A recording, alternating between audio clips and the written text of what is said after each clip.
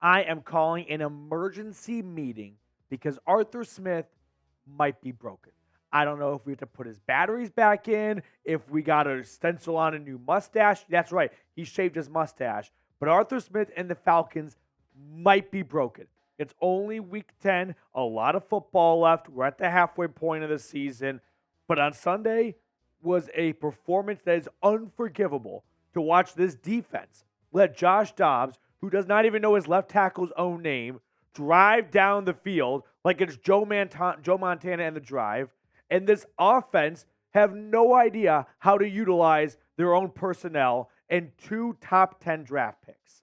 So let's try and salvage what was week 9 against the Minnesota Vikings. So I think the most important thing to start off with is Scott Blair, who covers the Falcons, tweeted out, breaking, Arthur Smith has shaved his mustache. We all know that coaches pull this card when things are bad. Usually it's the opposite, right? They come out and they've either grown a mustache, they've got a bit of a goatee going, they're trying to show like, hey, I'm not spending any time at home, I don't have time to shave, I'm watching that much film, that's how committed I am. Arthur Smith went the opposite. He's got so much time because he's not using it, spending on researching Bijan Robinson and Kyle Pitts. He's got an extra 20 or so minutes to shave off his mustache. So that's where we're at for the mustache watch. But we also have this to toss out. Cardinals head coach Jonathan Gannon announced that Kyler Murray will start Sunday against the Falcons if all goes well at practice this week. So a bit of an unlucky break for Atlanta, facing Kyler Murray instead of Clayton Tune, who turned it over 3 times in the loss on Sunday for Arizona and amounted 57 total yards of offense against the Browns. So a bit of an unlucky break right there for the Falcons, but there is still a lot of football left. And I know it sounds doom and gloom right now, and maybe I'm the only one in this camp, or you can join me. I'm not giving up on this team. I'm not giving up on this team. I am not giving up on this team because look at the remaining schedule for the Falcons.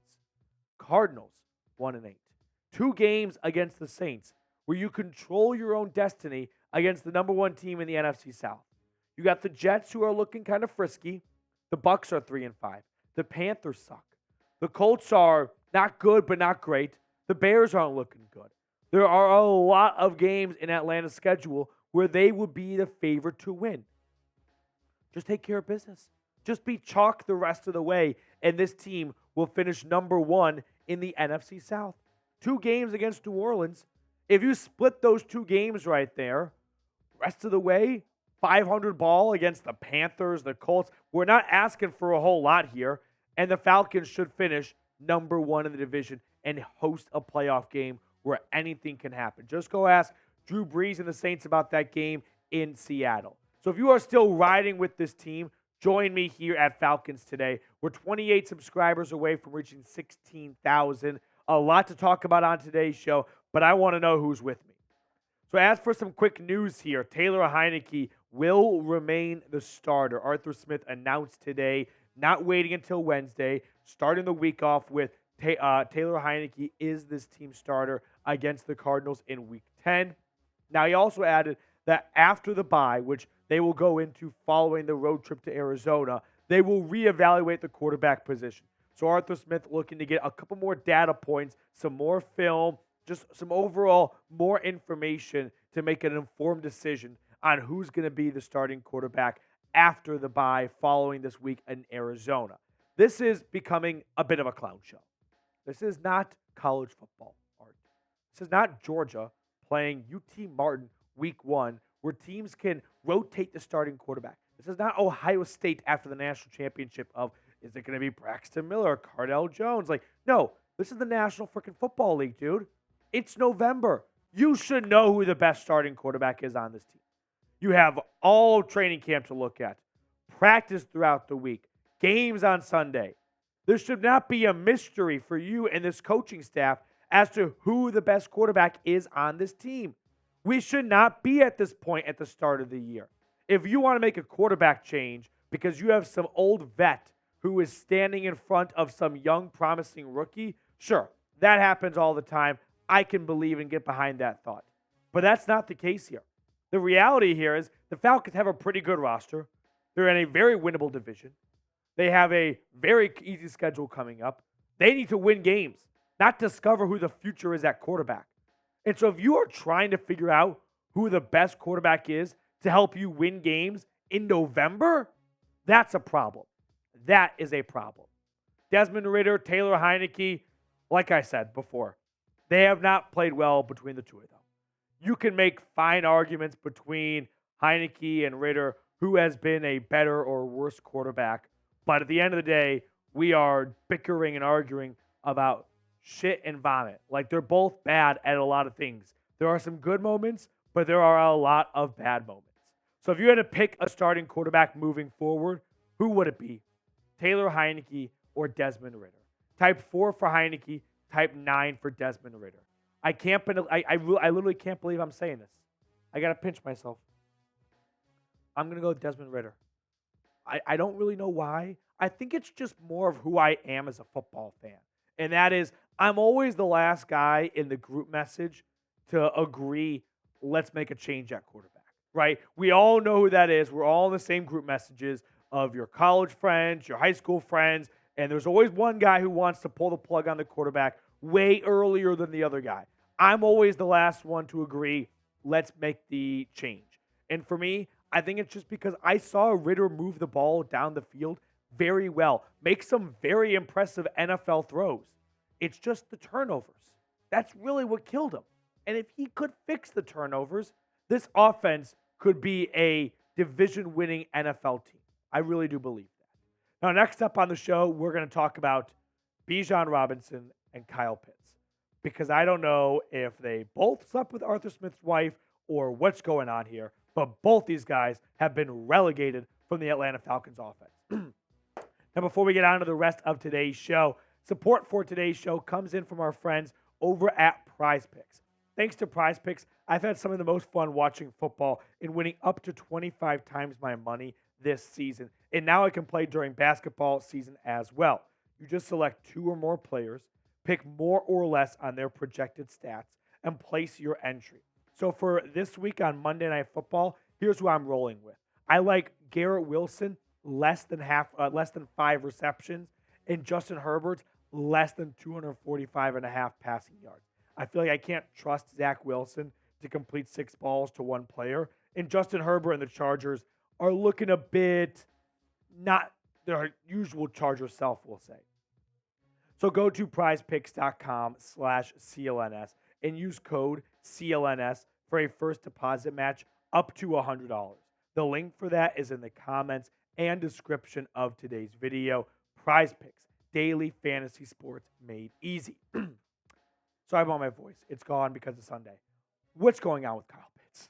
I mean, I'm making jokes here about the Kyle Pitts era coming to an end, but man, it kind of feels like it's going in that direction.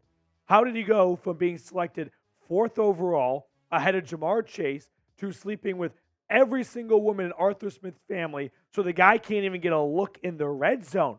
Jonnu Smith and Michael Pruitt are being a part of more spontaneous or trick plays than Kyle Pitts is. I just don't comprehend what is going on with Kyle Pitts.